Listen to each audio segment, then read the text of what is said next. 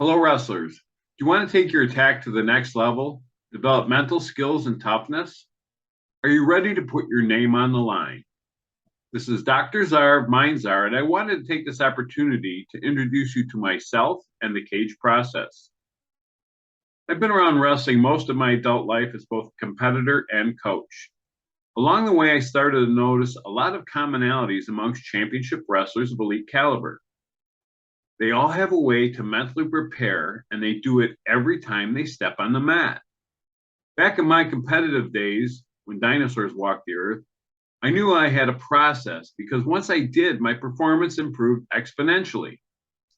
But for me, it was blind luck. Now, after the benefit of many years of being a student of the sport, the pursuit of advanced degrees, and a decade of research, I've concluded some of the best practices to achieve mental superiority on the mat. Believe it or not, each one of you already have many of those tools. We are just going to organize your toolbox, improve your mastery of those tools, and maybe even add a few power tools along the way. I can speak from experience when I say I wish I had the mastery of these tools at the same point in my career that you're being introduced to them. But the next best thing for me is being able to share these keys with you and see you light it up on the mat.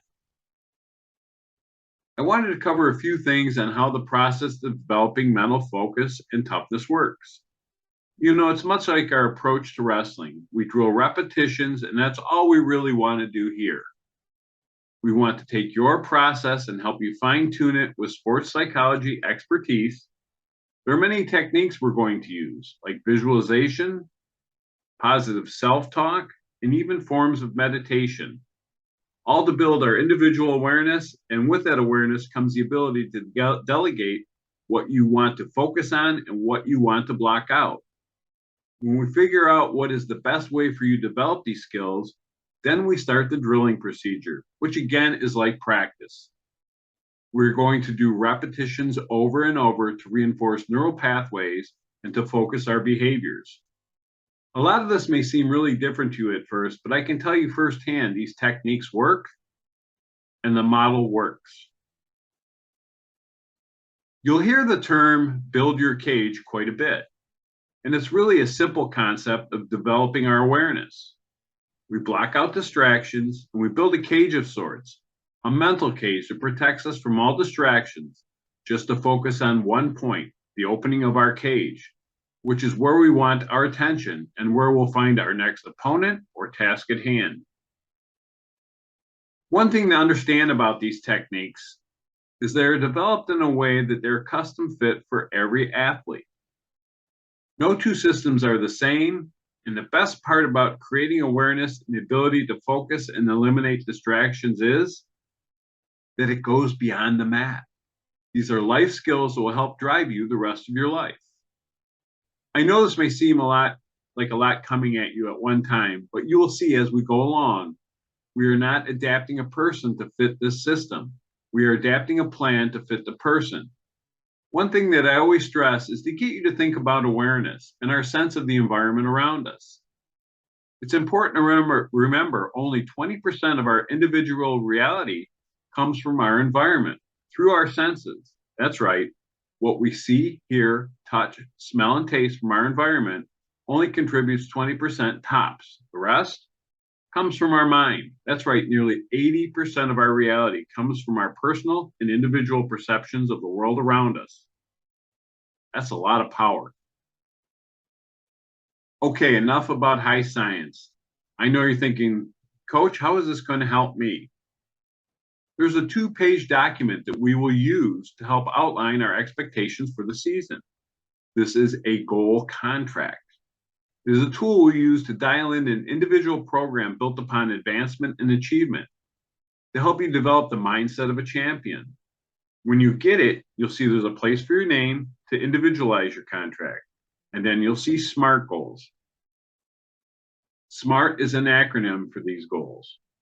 You want them to be SMART. S is for specific. Make sure these goals have specificity. M stands for measurable. Be sure you'll be able to measure these goals and track your progress. Next is A, which stands for achievable. Achievable is a bit deceptive. When we think of achievable, We don't want to think about low-hanging fruit or easy achievement. We want to stretch to the outer limits of achievable.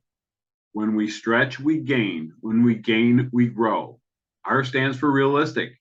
Make sure your goals are authentic and realistic. And last but not least is T, time bound. We want to include when we expect to achieve these goals by making them time bound. So now that we know what SMART goals are, we want to realistically look at our strengths and weaknesses and accurately depict them on this form. This is an excellent point for me to let you know that all responses will be held in utmost confidentiality, and I am bound by rules of privacy. Next, we look at top 3 takedowns. We have a number 1 and number 2, and then we have our ace. Our aces are our go-to. Our takedowns we know we have. We make sure you keep the SMART values in mind when you set these goals. Next, you'll see top 3 moves on top. Again, you'll have the same format, 1 and 2, along with our ace or go-to.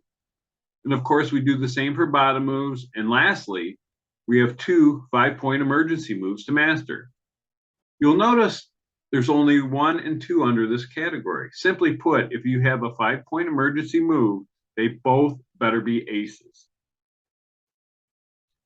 On page 2, there are 3 season goals and 3 examples of work needed to achieve those goals.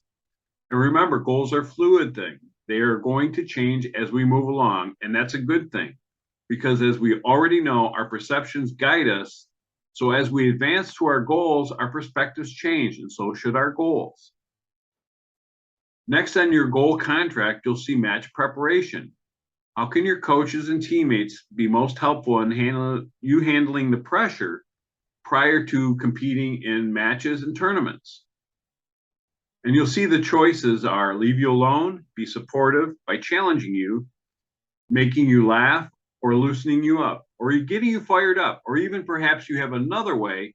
This is where you enter that information. It's important to remember that this is the contract and it's printed on paper, not carved in stone. But it is a contract, and the only way the contract can be changed is both parties have some dialogue agreeing on those changes. This goal contract will work as a roadmap to tailoring your program for mental preparation in the upcoming season. And the way we do this is by rolling it out in a group session or with your team, and then we tailor it in one-on-one sessions, either face-to-face, via Zoom, throughout the season. We will determine the best windows of availability for your academic and practice schedules. You'll be able to look online for availability, reserve your time slot for us to meet. Schedule and availability will dictate whether these sessions are face-to-face or on Zoom. Either way, we've completed the initial contract, had an intake session, and we will meet one-on-one sessions each week as time allows. These will be short individual sessions, hopefully 15 minutes or less per athlete, to maintain, reinforce, and evaluate progress in accordance with our wrestling goal contract. Some sessions may be less, some sessions may last longer, but I will do my best to provide you with the tools and techniques to develop a self-determined, driven plan of attack on both on and off the mat. This is Dr. Czar of MindCzar, and I'll see you on the mat.